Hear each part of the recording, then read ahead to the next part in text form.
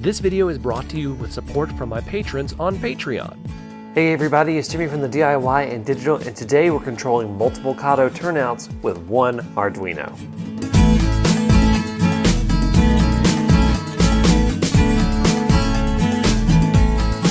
Welcome back everybody. Today we're doing sort of an update to a previous project I did a while ago where I controlled one Kato turnout with an Arduino.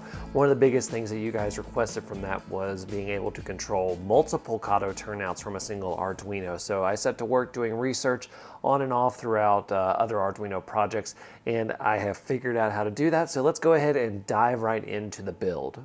For this tutorial, you'll need an Arduino UNO, an L298N motor driver, which is capable of handling 2 turnouts per driver, 2 buttons, and these additional parts. We start by placing the buttons on our breadboard.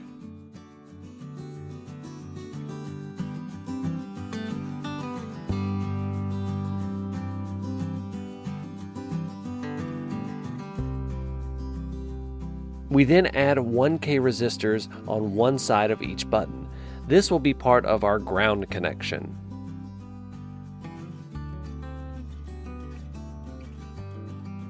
Next, we wire up our 5V and ground connections from the Arduino to the breadboard power columns.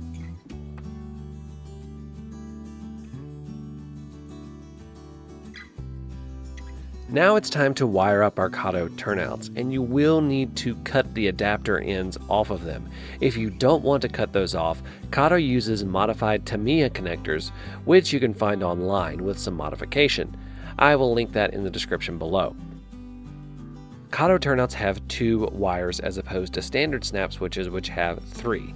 You want to connect the number 1 turnout wires to outputs 1 and 2, and the number 2 turnout wires to outputs 3 and 4.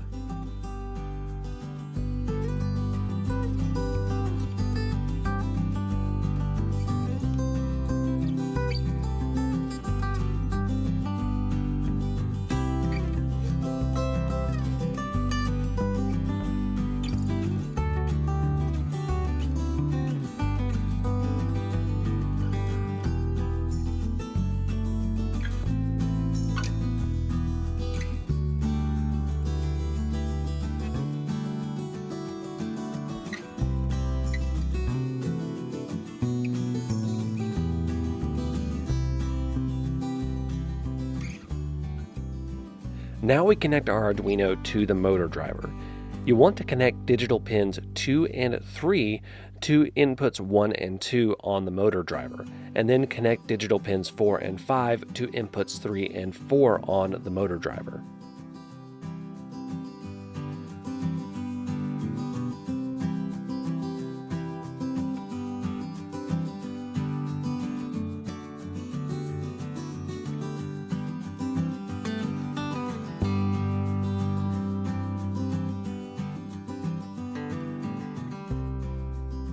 Now it's time to wire up the buttons.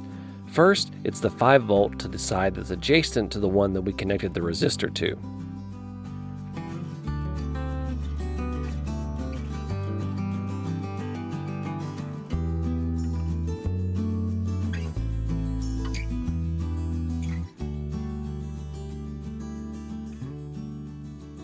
You'll then want to connect analog pin A0 on the Arduino to the pin next to the 5V where the resistor is connected to the button, and then connect the ground connection from the open end of the resistor.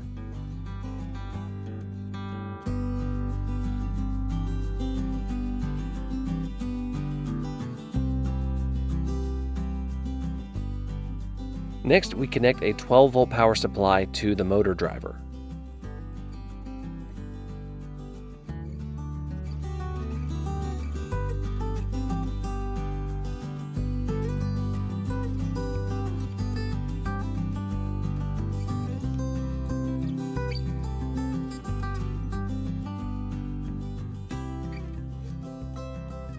The motor driver actually has the ability to power the Arduino from that 12V power supply.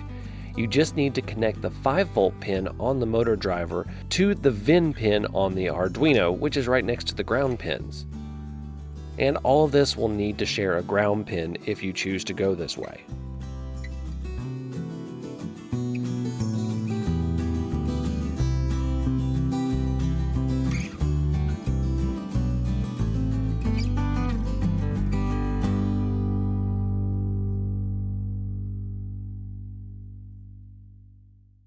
And that's it for the setup. All right, so that's the build. Let's go ahead and hop onto the computer and do some coding. Okay everyone, we are in our Arduino IDE, and we're going to start off as always by declaring some integers, and we're going to declare some constant integers first. So we're going to do constant int switch 1 pin 1 equals 2, and that will set up digital pin 2 as for controlling switch 1. All right, now we're going to do same thing, constant int, then we're going to do switch 1 pin 2 equals 3, which will set up digital pin 3 for controlling switch 1. Then we're going to do constant int switch 2 pin 1 equals 4, and that will set up digital pin 4 for controlling switch 2, and then we'll do constant int switch 2 pin 2 equals 5, and that will set up digital pin 5 for controlling switch 2. Remember, the switches require 2 pins for control. We're going to do some more constant integers. We're going to do int button 1 equals A0.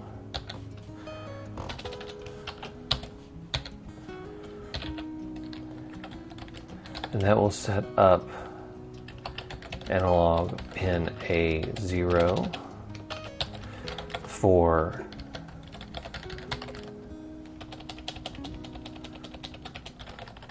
reading button 1.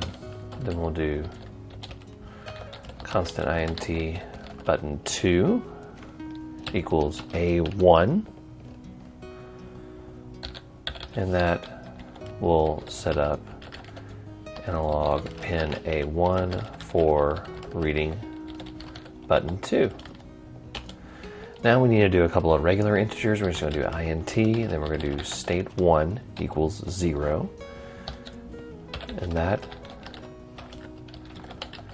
sets our value for the state of switch 1, and that will become clear later. And then we'll do int state 2 equals 0, and that sets our value for the state of switch 2. Okay, so now we can go ahead and hop into our setup. So we're going to do void setup, do our double parentheses, and then our open bracket. And the first thing we're going to do is we're going to do serial.begin. Then we're going to put a parentheses, and then we're going to do 9600. And this sets up our readings in the serial monitor and the baud rate, which is 9600.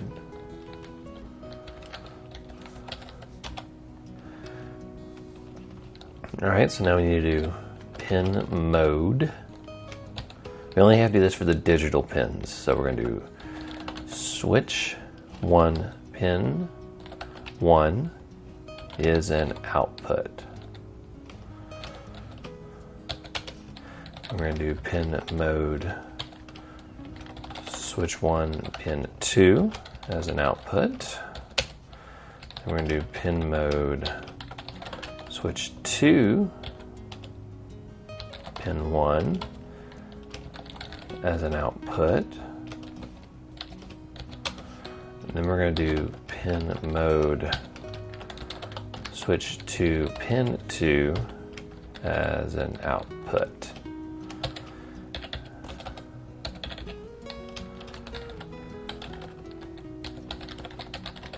And this will set up our digital pins as outputs.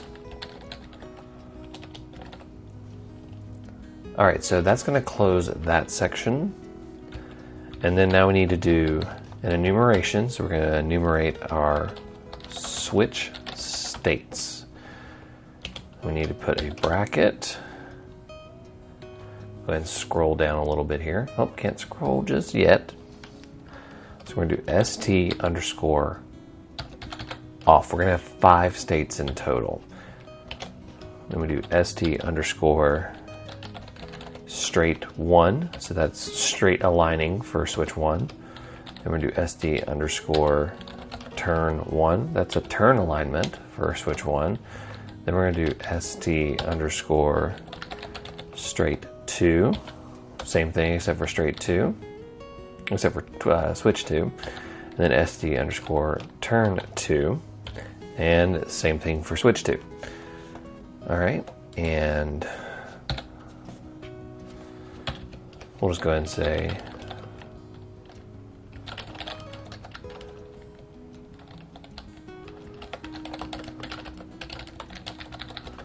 so that's like the beginning of the setup of the different states that we can hop in between for working the different turnouts. And then we need to go ahead and set what our default is going to be, what it's going to start out as. So we need to go switch states, switch state equals st underscore off. So it's going to default back to that off state when it starts up. And that's everything for the setup. We can go ahead and get into our main loop now. So we're going to do void loop. Scroll down just a little bit. Can't scroll down too much, but then we'll put our double parentheses and then our curly cube bracket. And the first thing we need to do is we need to get what our states are. So we're going to do serial dot print ln. And then I'm going to put in parentheses. I'm going to put state 1.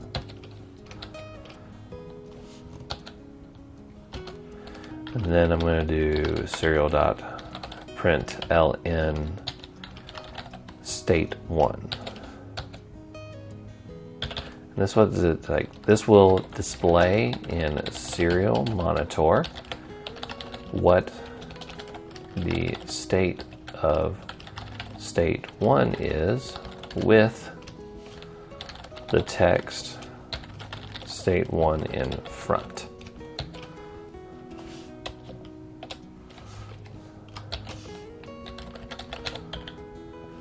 So it'll be just a little bit more clear because it's going to be flying through there when we do our readings. So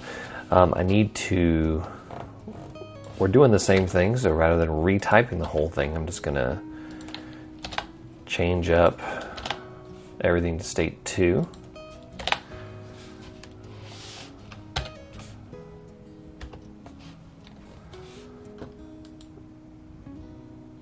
I feel like I have insert accidentally turned on. Yes, I do. There we go. All right, so now we need to declare some new integers. So we're going to do int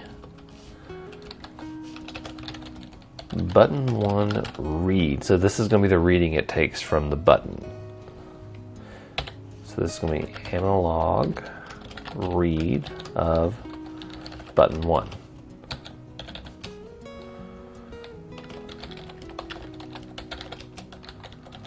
And this will store the value for button 1. int button 2 read equals same thing, analog read button 2, and then stores value for button 2.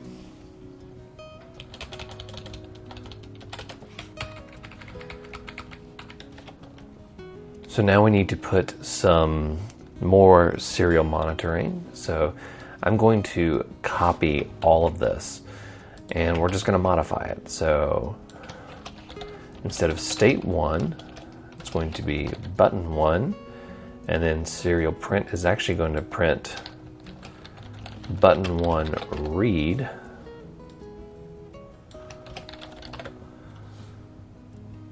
And then we're going to that's going to tell us what button 1 is.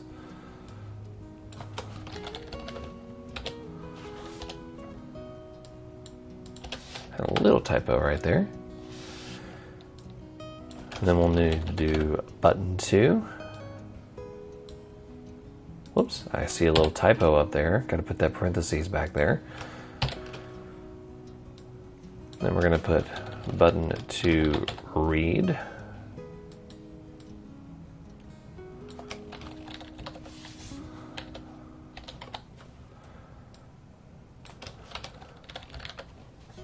All right. So what we did is we just copy and pasted state 1 and state 2 and changed it out to button 1 and button 2. And I also need to put a quotation right there and a quotation right there. So now we're good.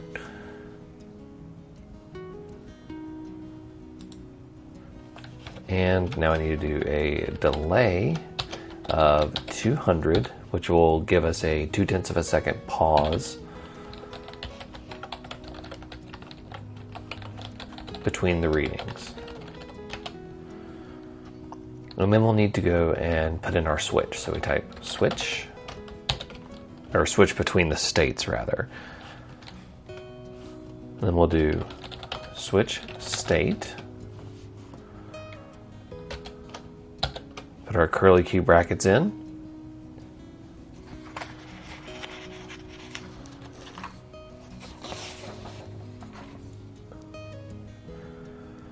First one is going to be case st underscore off. And then we need to put a regular colon, not a semicolon. And then we'll type switch off. Then we'll put up parentheses and we'll put button 1 read and button 2 read. Close our parentheses, put our semicolon and break. So this is what our loop is going to be called when it's in state off. So I'm going to actually, because it's very similar for the rest of them, I'm basically just going to copy and paste all of these. So we're going to do straight 1, and then we're going to change that to straight 1.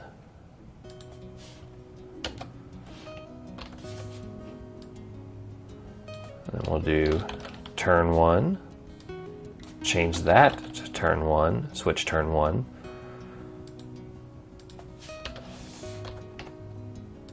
Change that to straight 2.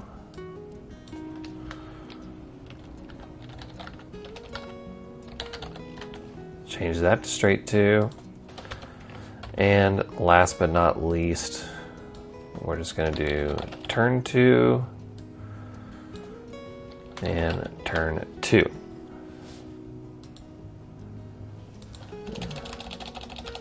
And that is it for the main loop, which means we can hop into our first switch state. So which is off. So we're going to go ahead and type void switch off, and it's going to be int button 1 read, int button 2 read.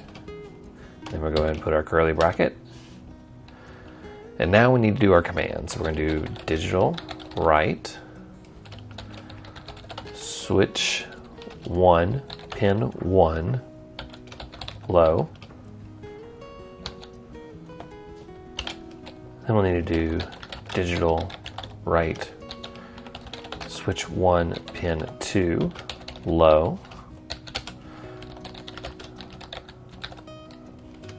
Then we'll need to do digital write switch 2 pin 1 low, and digital write switch to pin 2 low. And this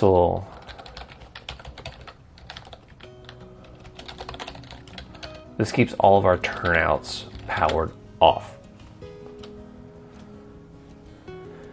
And now it's time for our if-then statements. Now this is the longest of the void loops. The rest of them are a lot easier, but this is the longest part. Once we're through this, the rest of the programming is really simple. So we're going to do if button 1 read is greater than 500. Now your button may be a little bit different and it may make it less than 500, so you'll just have to play with that with the serial monitor. You'll know immediately if it actually needs to be less than, because your switch will just start going crazy. It'll go click, click, click, click, click, click, click, click. But that's a very simple fix. You may just need to flip-flop it and make it less than 500. We're also going to do AND, which is the double ampersand. Then we're going to do state 1 equals. Now the actual equal sign, so think of the single equals as is this, and think of the double equal sign is equal to this.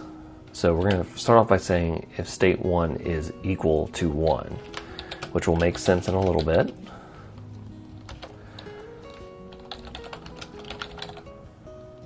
Switch state equals, which means switch state needs to be, or is, SD underscore straight 1. All right.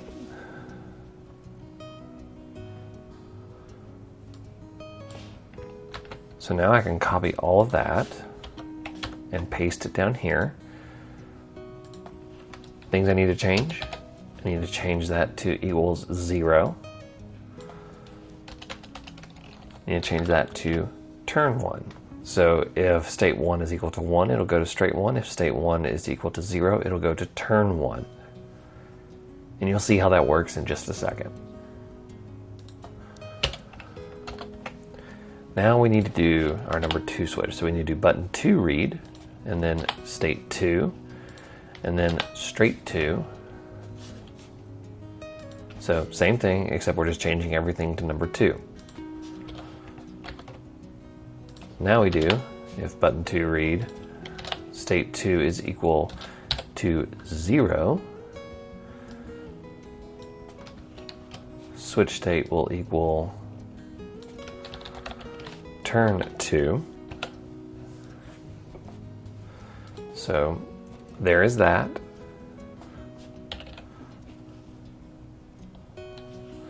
And we'll just put a few explanations in here.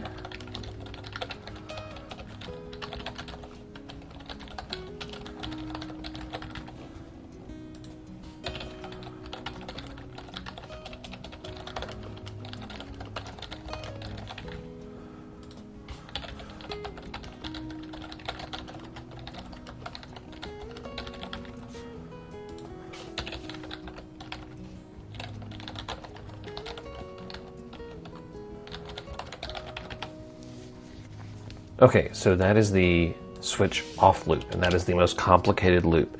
So now we need to do the switch straight 1. So I'm going to copy this first section right here, and I'm going to go down here, and I'm going to do this.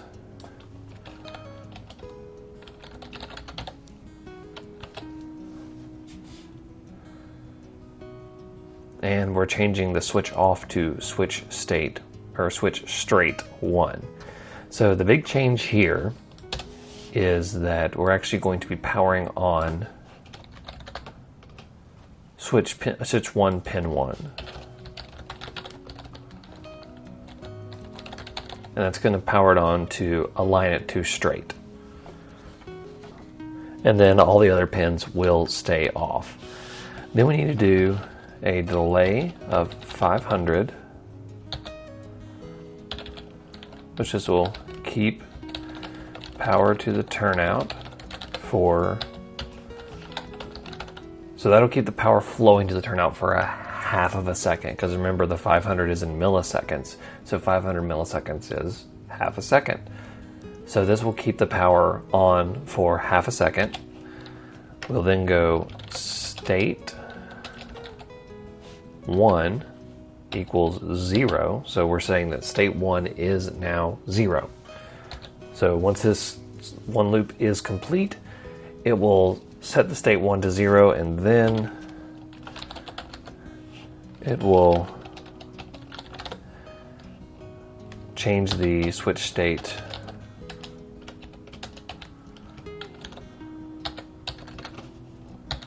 back to off. So switch straight 1 lasts for half a second, just enough to fire the properly polarized charge to the turnout, which will cause it to switch to the straight alignment. It'll set the state 1 information to 0 and then send it right back to off.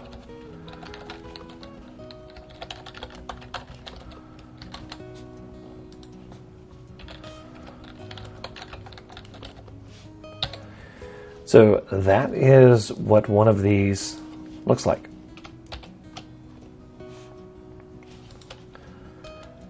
So now we need to do 3 more because we have 3 more states. So I'm going to go ahead and copy all of this, and we're going to paste it.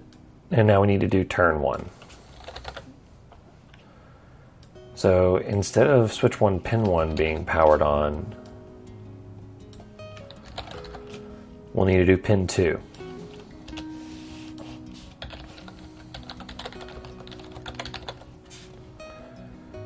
And then we will also need to set the value to 1. So what this is basically doing is, it's saying right here, so if we set the value to 1 after it is aligned to the turn, let's go back up and look in the off. So if button read is less than 500, which means it's pressed, and the state is equal to 1, then the switch state is going to hop to straight 1. So if we hop to straight 1, it does its thing and then sets the value to 0 and hops back to off, which means that the next time the button 1 is pressed, it's going to read state 1 as 0 and go to the turn. So it goes back and forth by setting the values to 1 or 0. So that's how that works. So that is how you can control one of the turnouts. So all we need to do is copy and paste, and then we just need to change everything out. So we'll start with straight 2, which means we need to power on switch 2 pin 1. So we'll set that to high.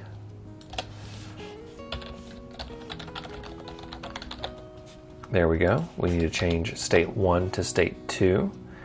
And that is everything right there. And then switch turn 2.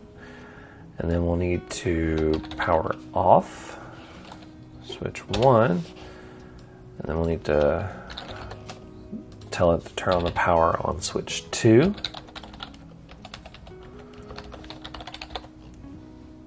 then we'll say state 2 is equal to 1, and I believe that is everything.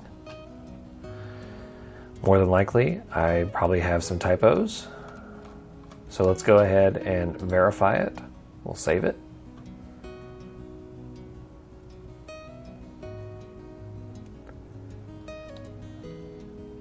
And there we go. We can load that up to the Arduino.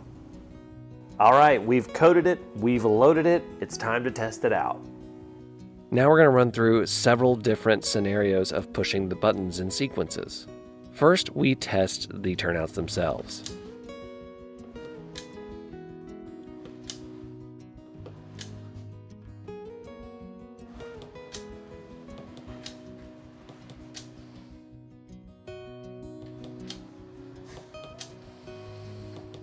And then we go through hitting the buttons at random to make sure there's no hangups.